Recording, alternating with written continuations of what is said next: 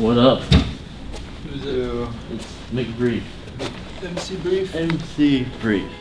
Keith has been with us for a week. I think as a player, he's super young. He's still inexperienced in a lot of team play aspects of the game, but from our conversations, he's always hungry to learn. Every time I pass by him at the house, he'll ask me a question about, oh, if this scenario comes up or if this situation comes up, what should we do as a team? What should I be doing?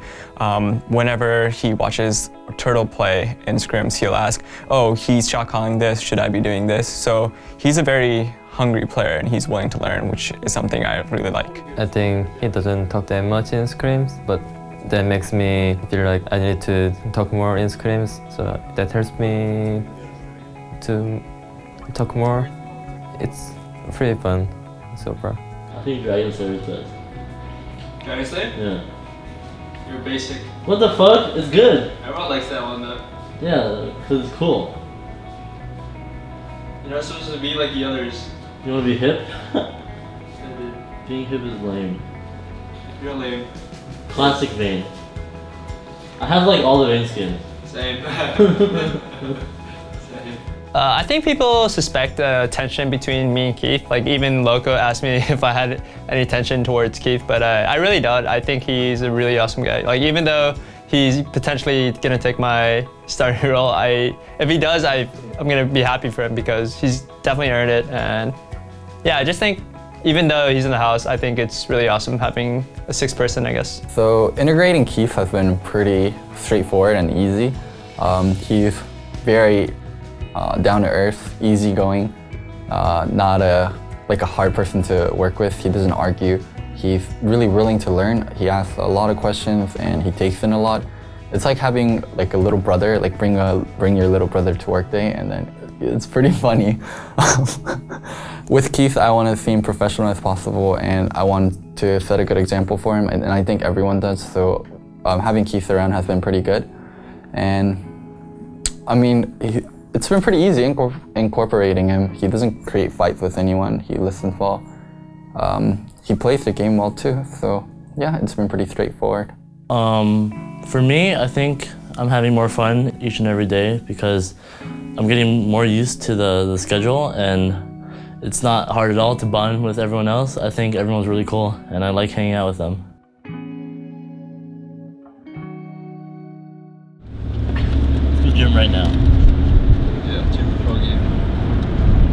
Bro, I should have a gym in the studio. Yeah. No one would use it. I would. You'd be the only one. No, I think after like things on, you just go to the gym. Yeah. And right.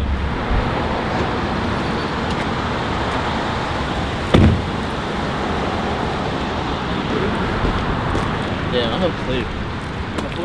No, I'm a plebe. I'm just sitting here with no aim. Are you pumped and ready to watch? I'm ready to play. No, I'm not. I can't wait to watch League of Legends. What are your early game responsibilities in 2v2? In 2v2s, it's calling where the enemy jungle is, saying when I can gank, saying what pathway I'm taking, where I'm gonna head, ask laners if I can gank, if I gank bot TP, if we have TP and if they have TP. And then in 2v1 is dive or catch, and it's like saying where we should go, me and DYRUS, and then in like all it's like rotation and map control, vision. Roaming, zone, and team fight. Okay, so the biggest thing is roaming. You've been good about calling roams. Every time we checked and I thought you didn't call roams, it's just because you spoke really softly. Whenever you call roams, like say it loud and make sure people hear you, okay? Okay. If you call roams and Bjerg is still playing forward, you should be, he's roaming mid, back off, okay? Okay, back off. And the random roams too, so roams from base is yours, Yeah. okay? and roams from lane into fjord.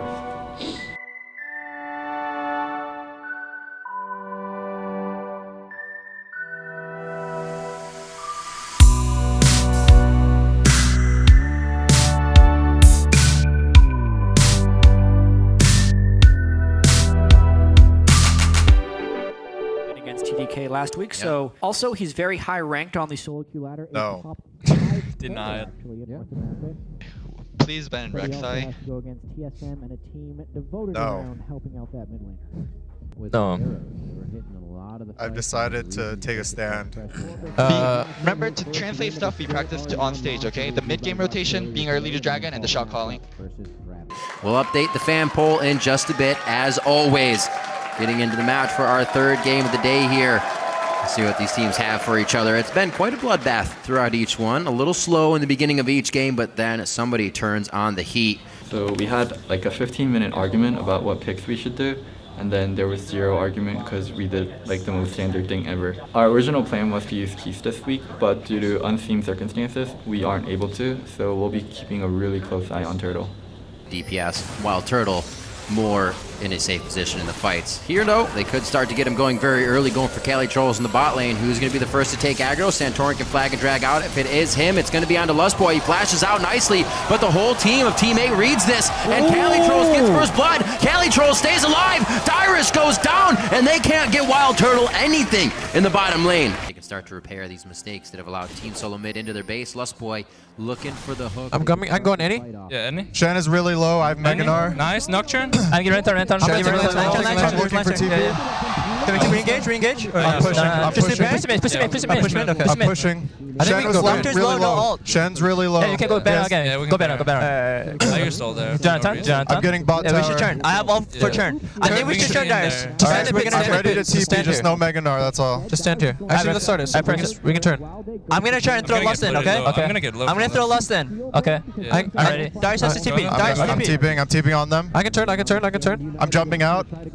Nice. I'm hitting front line. I'm building up. We can Baron after. Yeah, go Baron. Oh shit. Building up Meganar. Can we still do it? Yeah, Kalista. I'm gonna smite here. Let me tank. I smited once. You can do it, Kalista. You smited already? Yeah, I'll smite in 12 again. Yes, we also got low. You can have it. Alright, I'll smite it. And it's there. I have flash ult. I got everything. Yeah. Let me try to smite it. I got it. I'm on Neon. Look at Golden. Blue? Coming back for Golden. He killed me with laser. Try to finish this one off. The Ren might keep Golden Glue in range. The Summoner heals there. A few more shots. Martial Cadence doesn't put Turtle in range, and neither does the arrow. But TSM can be on the Nexus. That's the double kill for WILDTURTLE. 7-1-2 coming off a wavering position that may solidify his spot there. Looking a lot better. 14-10 as we get 40 minutes into the game. TSM always knew they were going to win, and they do come up with the win over Team 8. Very important for WILDTURTLE, and he got 7 kills in this matchup, but it was still a sloppy game from the start. The main thing about the Team 8 game was really how we played the 1v2 in the early game. We failed to dive, which gave them a really big lead, and that lead can pretty much just turn the whole game in their favor. They had a very strong level 6 kind of comp with Nocturne and Shen. They can apply a lot of pressure on the map, and as soon as they got that with the early lead they had from the 1v2, they were able to gank me mid, they were able to just get a lot of pressure on the map, and it was really hard for us in that game. And essentially we ended up winning the game just through better team fighting and better team play, which is something that we don't usually do as TSM. We usually individually outplay, get ahead in lanes or get ahead in 1v2 and then win the game from there on, but this was very different. We got behind and then we had to come back up. Yeah, so when we played against Team 8, it was kind of a comp they kind of made their own from last year, where Nocturne and Shen, or just Nocturne in general and Globals in general, were really popular.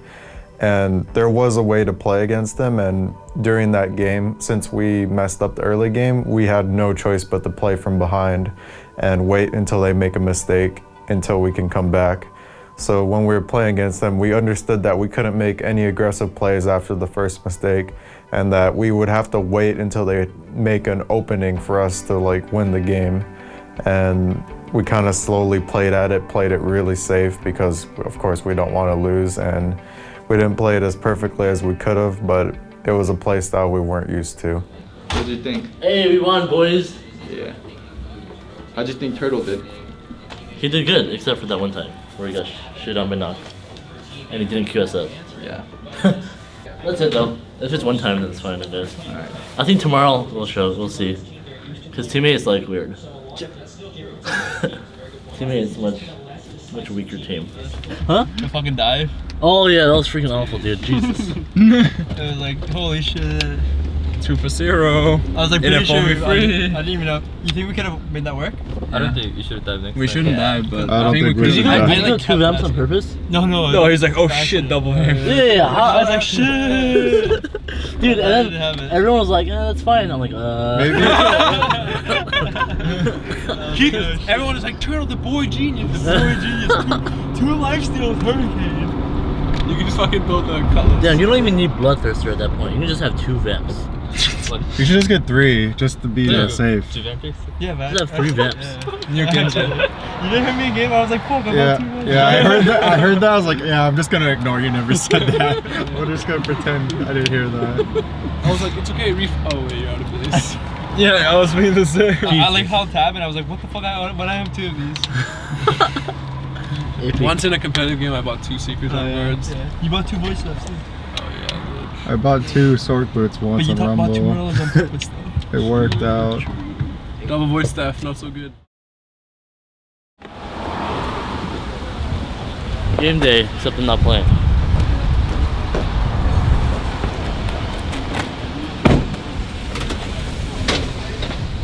I guess for match lanes, just watch out for their TPs. Yeah. And I call for DYRUS' TPs. Yeah. And then don't make any plays without knowing their TP timers. Mm-hmm. What am I going to tell you about risk versus reward? It's not worth it. Yeah. Don't flash in. It's not worth it. What am I going to tell you about flash? Don't flash in. And? Flash to live. Yes. This is quality advice. I mean, if you took it, then it's good. Flash to live. Okay. Busboy, listen to Bjergsen's call about whenever he calls for pressure mid, and active about calls on bottom, and active about decisive calls today, okay? Yeah. And good individual play, okay? Call on support roams. Yeah. I call for pressure, have the bottom lane side in 2v1. I call for pressure for both support and jungle. Call overhead shot calling, objectives, dragon ban. How we're gonna set it up, how we're gonna team fight. Okay, and decisive about dragons, okay? Sure. Mid game got really good, dragon's still shaky, okay? Be decisive about your calls. Alright, and you just sit here whenever we're playing, okay? Alright, Good job. So today, the game versus ELG, like, in long term and in the big picture, it doesn't mean much, but this is still a team that's been really good in scrims, okay? We don't take them lightly, we don't fool around when we get ahead, we take it seriously as possible, and we stick to our cues, and we work on translating what we did in scrims to stage, okay? Don't like get psyched out, oh my god, we're gonna lose to CLG. Translate what you learned in scrims and put it onto stage. Even if you have good early, good mid, and good late game, and then we lose because of a fluke of a fight, that's fine. Long as we improved, and then we got what we wanted out of practice onto stage, that means so much more than getting 1 win in LCS. But of course, it's fucking CLG, so let's not lose today, okay? Alright. Oh, let's switch.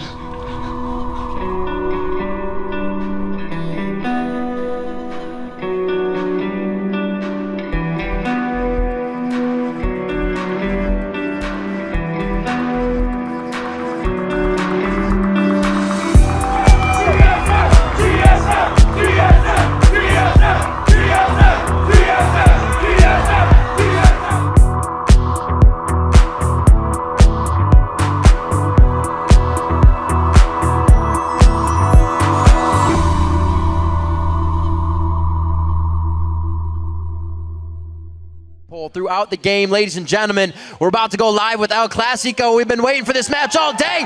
The crowd's ready. Everyone at home is ready. And we three on the desk, we're more than ready. Let's get jump into this match. TSM on the blue side, CLG on the red. We are on to the Rift.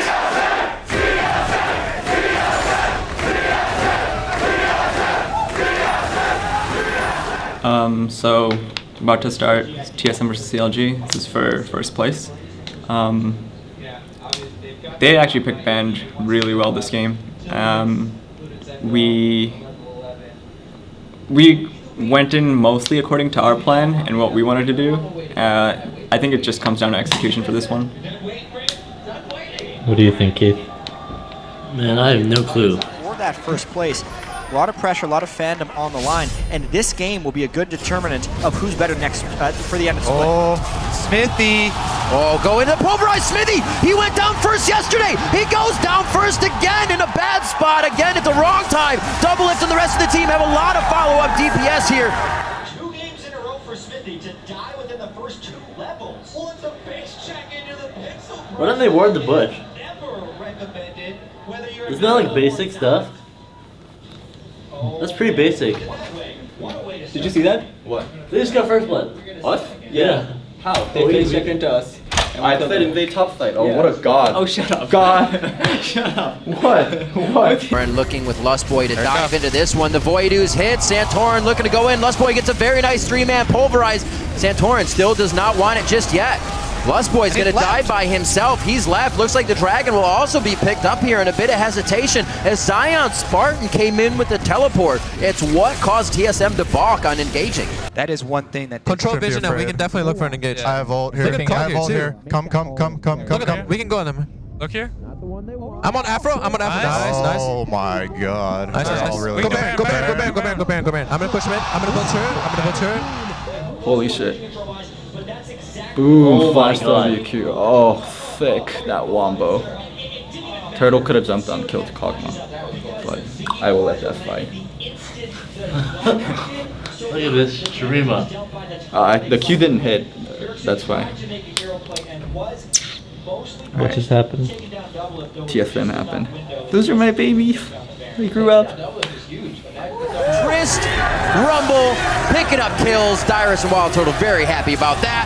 The Shurima slide into double lift, tries to cut off another finger, and he's going to succeed, but goes down for his own life as well. Now all we have to do is watch CLG tilt off the face of the earth. He jinxed it. Oh, game's over. Oh, CLG. You feel bad for them? What?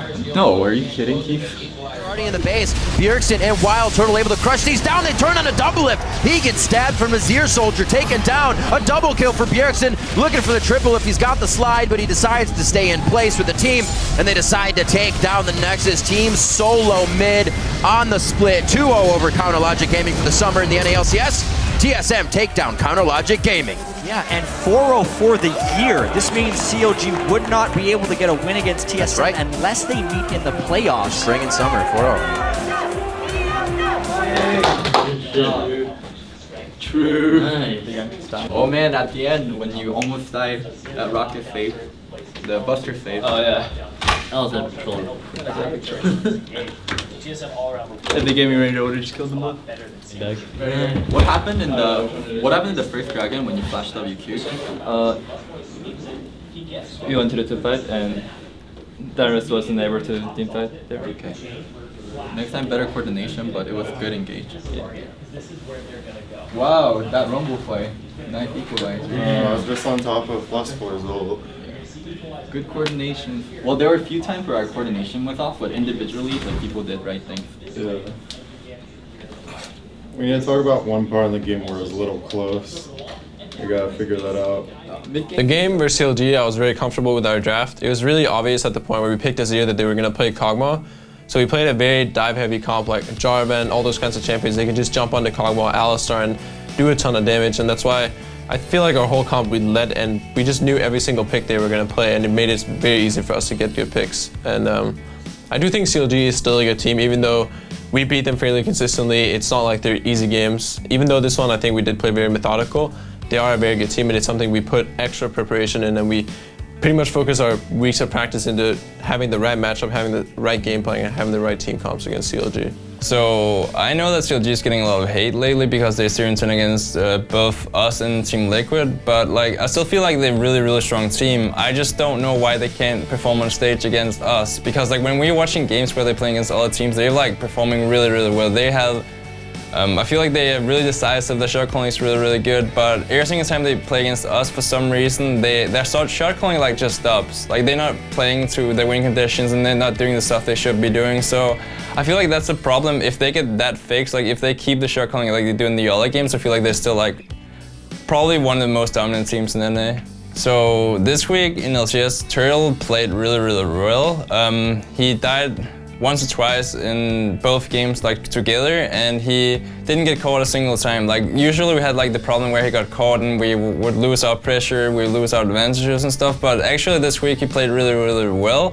And I wouldn't say like it has to be because Keith is like kind of like being someone that you can like say, okay, we have Keith if you play really bad. I think it's more like him just stepping up and like trying his hardest to be the player he wants to be. It's hard to tell because it's such a small sample size after Keith has arrived.